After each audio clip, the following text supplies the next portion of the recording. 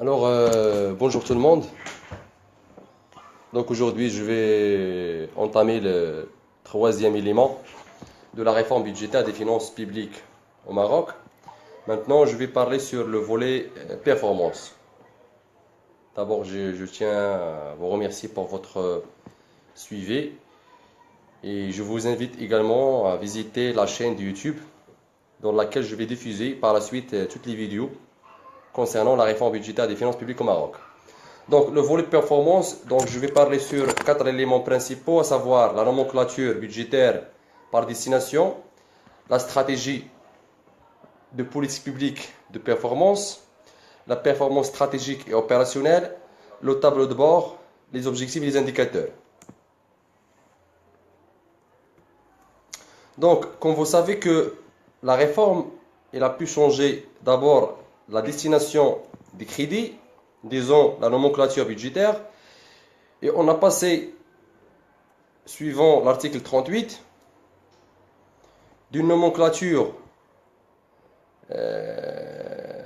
divisée en titres, chapitres, articles, paragraphes, lignes, bien sûr, à une nomenclature divisée en nomenclature de programmation et nomenclature d'exécution.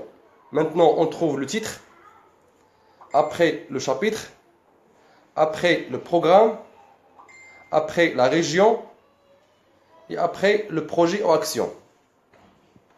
Par exemple, on peut trouver titre investissement, titre voilà global, c'est l'investissement.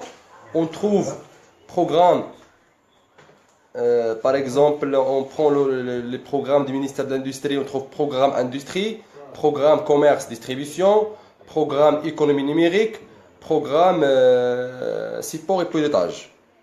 Région, bien sûr, on a pas mal de régions au Maroc. Région de Tanger, région du Sud, région de Oujda Angad, etc., etc. Et par là, on trouve les projets. C'est-à-dire que les projets exécutés dans un programme, dans une région. C'est-à-dire toujours dans l'investissement, ou bien dans le fonctionnement. Et dans le projet, on trouve les lignes. Chaque projet a des lignes budgétaires qu'on doit alimenter par des crédits afin d'exécuter les actions ou bien les projets faisant partie d'un programme. Donc c'est quoi un programme? Le programme, c'est un ensemble cohérent de projets ou actions relevant d'un même département ministériel ou d'une même institution. Donc le programme, déjà, est assuré par un responsable qui est nommé par le top management du ministère, et ce responsable sera invité par la suite de répondre aux questions parlementaires sur l'état d'avancement du projet, des projets du programme et sur l'atteinte des objectifs attendus suivant l'exécution du programme. Maintenant, c'est quoi le projet ou action? Déjà, pas mal de gens n'arrivent pas à distinguer entre projet et action. Projet, c'est quelque chose qui est déjà existant avant le lancement de la réforme budgétaire, c'est-à-dire le lancement des programmes. Action, c'est quelque chose de nouveau, quelque chose qui va être bien sûr exécuté après avoir mis en œuvre le programme. Donc, ces programmes-là, le projet de performance. Donc, chaque département ministériel doit bien sûr élaborer un projet de performance. Ils seront divisés sous forme de projet ou action, comme j'ai dit tout d'abord. Donc, la performance stratégique. Qu'est-ce qu'on entend par la performance stratégique? C'est d'abord trois éléments. Premièrement, l'efficacité socio-économique. C'est un point qui est cherché par le citoyen. C'est-à-dire quels sont les effets attendus des politiques publiques, les objectifs d'amélioration de la mentale, culturelle, sanitaire des citoyens. C'est-à-dire que le citoyen, il va attendre les effets, les impacts des politiques sur sa vie économique, sociale, environnementale, culturelle, sanitaire. Deuxièmement, c'est la qualité de service.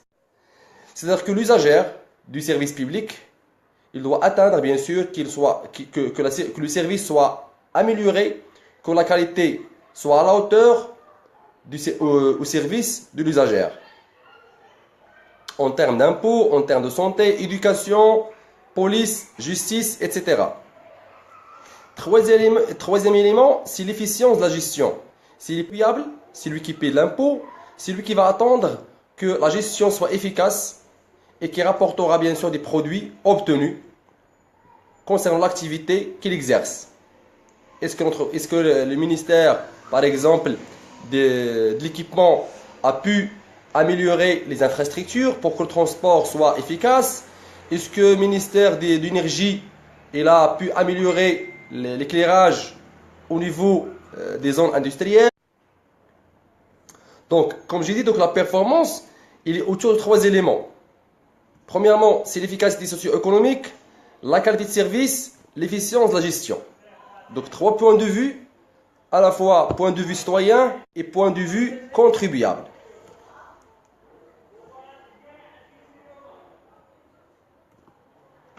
Maintenant, cette réforme budgétaire, comme j'ai dit, c'est une réforme qui est axée sur le résultat. C'est pas comme réforme qui est la réforme axée sur les moyens. Donc, c'est une réforme qu'il doit, bien sûr, mesurer l'activité de service. L'amélioration ou bien la mesure de l'activité à travers la présentation de la justification budgétaire. C'est la production des papiers qui doivent bien sûr justifier, donner une mesure de l'activité exercée par le département ministériel.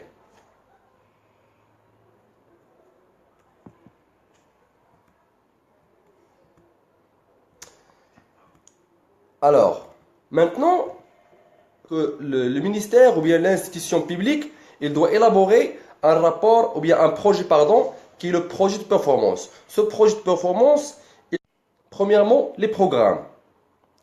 Donc, la réforme, il suggère que le département ne doit pas dépasser ses programmes. C'est-à-dire qu'il doit élaborer de 1 jusqu'à 6.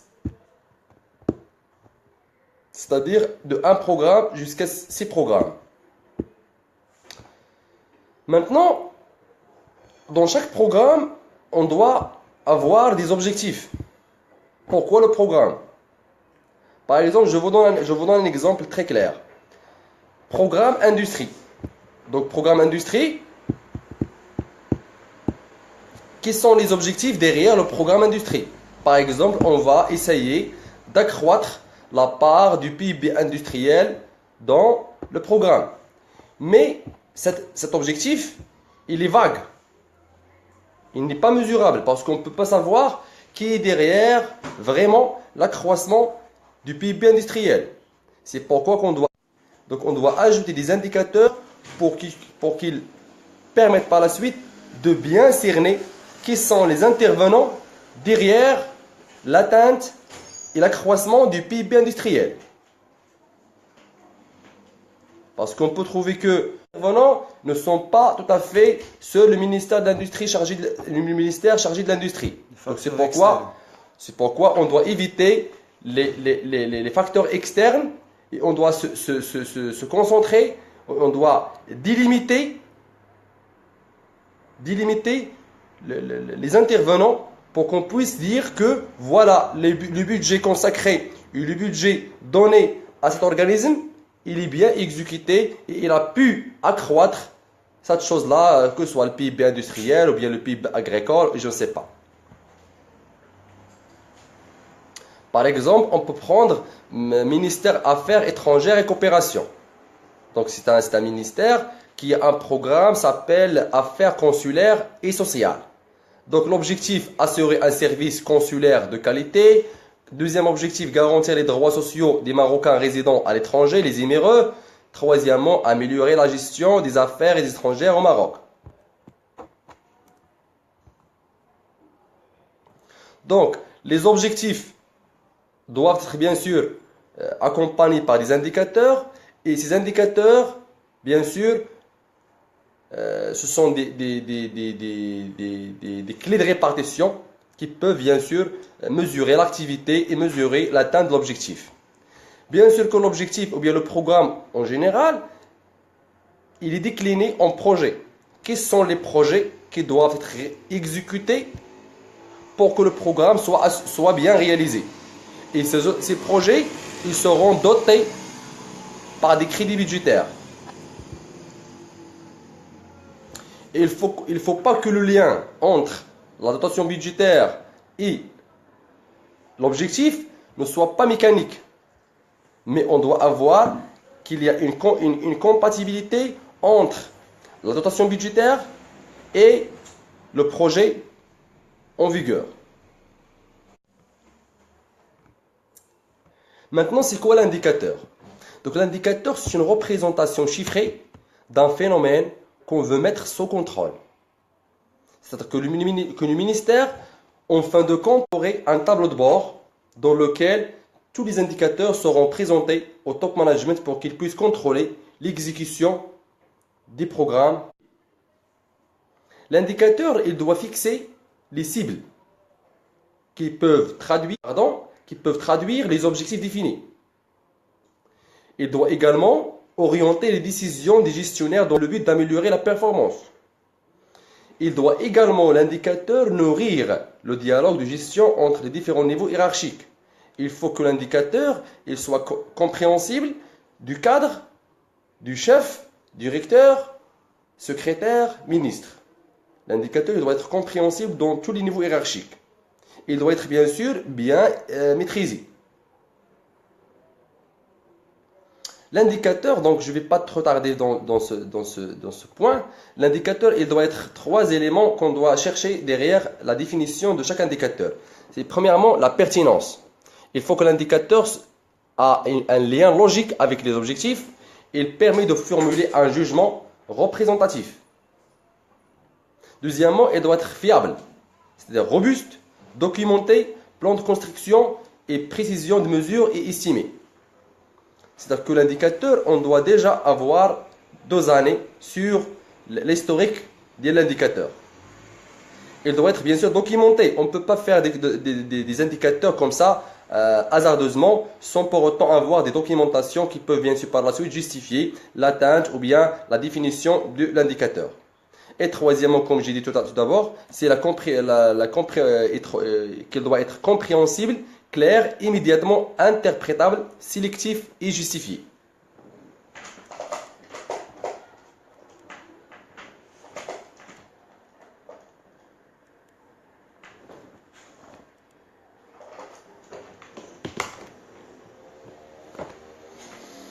Maintenant, je vais vous donner des exemples sur les indicateurs. Par exemple, les affaires consulaires et sociales, concernant le département ministère des Affaires étrangères et coopération. On peut trouver, le premier objectif, c'est assurer un service consulaire de qualité. C'est ça l'objectif. On doit chercher à avoir un service consulaire à la norme, un service consulaire de qualité. Et quel est l'indicateur derrière l'atteinte de l'objectif pour qu'on doit dire que vraiment que l'objectif cherché est attendu? C'est un indicateur, c'est-à-dire le nombre moyen de documents délivrés par agent par jour. On peut calculer également le temps moyen d'attente. C'est-à-dire que les citoyens qui visitent les ambassades marocaines dans les différents pays, combien de temps restent en attente avant d'avoir leurs documents, leur passeport, leur visa, je ne sais pas, comme ça. Exemple, l'aménagement et développement forestier. C'est concernant le Mendoubia Samia, le Mia, le Rabat. Par exemple, l'objectif, il va reconstituer les écosystèmes forestiers. Et comment dire que l'objectif de la reconstitution des écosystèmes forestiers est atteint, c'est à travers la superficie reboisée annuellement. Je vous ai également un autre indicateur. Par exemple, au niveau du département du ministère de l'Industrie, on peut dire la création ou bien le développement des zones industrielles. Alors, les zones industrielles, on va voir le nombre de zones industrielles créées ou bien aménagées. C'est-à-dire créer de nouvelles zones qui ne sont pas existantes jusqu'à maintenant, ou bien l'aménagement des zones industrielles existantes. Donc voilà, ce sont des indicateurs mesurables, clairs, compréhensibles et documenté, qu'on a déjà une documentation sur les indicateurs, bien sûr, qui peuvent bien évidemment mesurer l'atteinte ou non de l'objectif.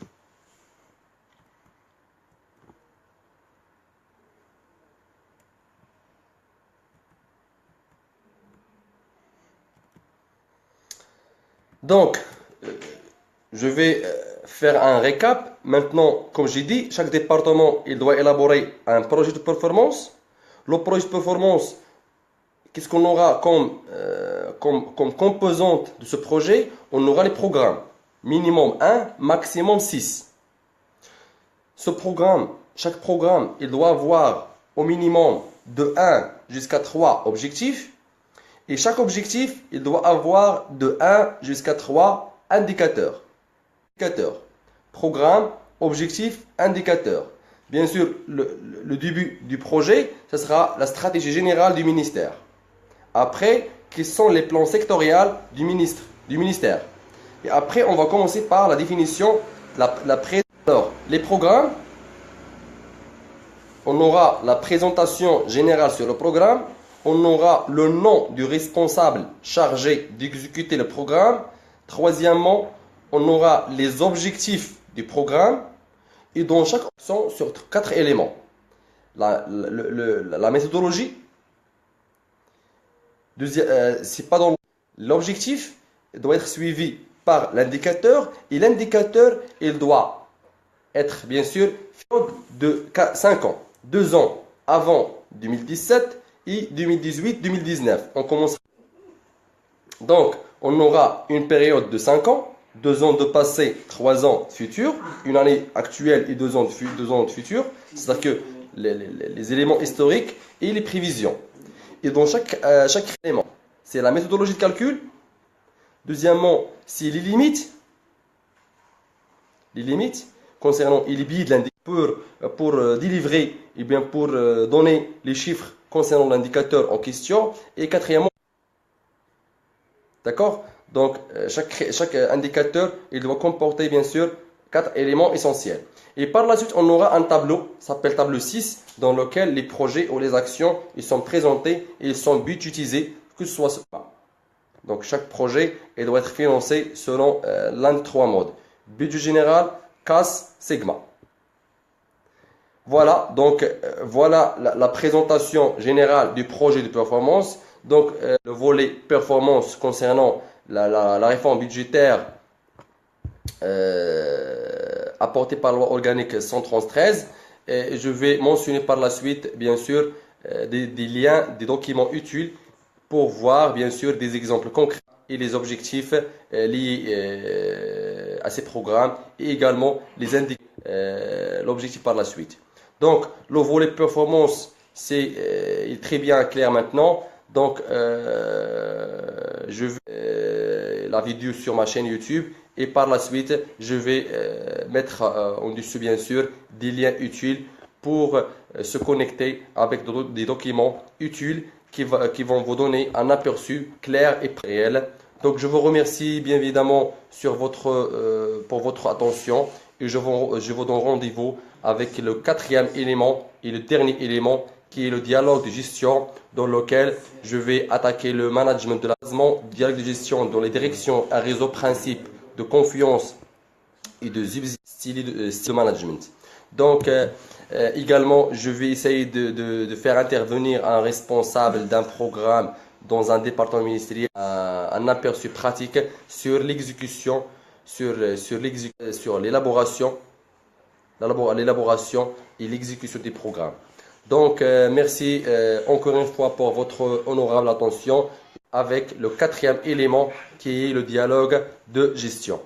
Bonne soirée tout le monde et au prochain live, Inch'Allah. Maintenant, avant de clôturer, donc j'aimerais bien poser en commentaire pour que, bien sûr, donc voilà la première question. Comment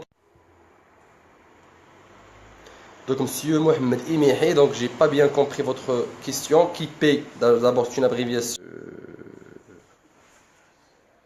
Le I, le U, c'est trop. dur pour les Arabes. J'ai pas compris votre...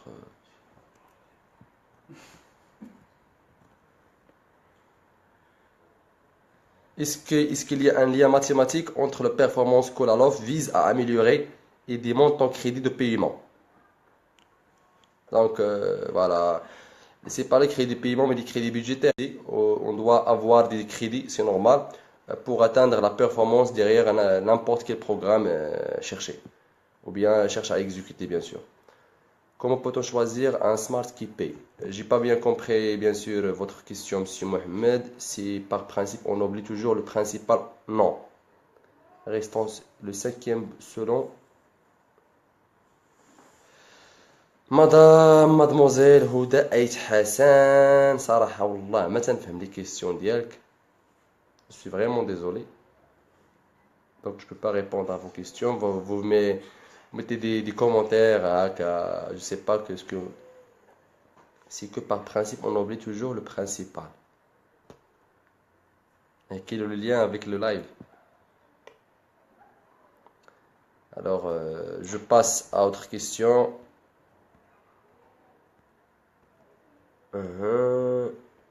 Voilà. Donc, expliquer sont bien sûr très bien expliqués. C'est pourquoi donc, je vais mettre fin à ce live. Et comme j'ai dit, je vous donne rendez-vous avec le quatrième élément et le dernier, qui est le dialogue de gestion. De communiquer bien sûr les informations entre les départements ministériels et les autres acteurs, à savoir le ministère des Finances et le Parlement. Et également, on va parler sur le tableau de bord comme un moyen de suivre et de contrôler les indicateurs définis pour mesurer les objectifs et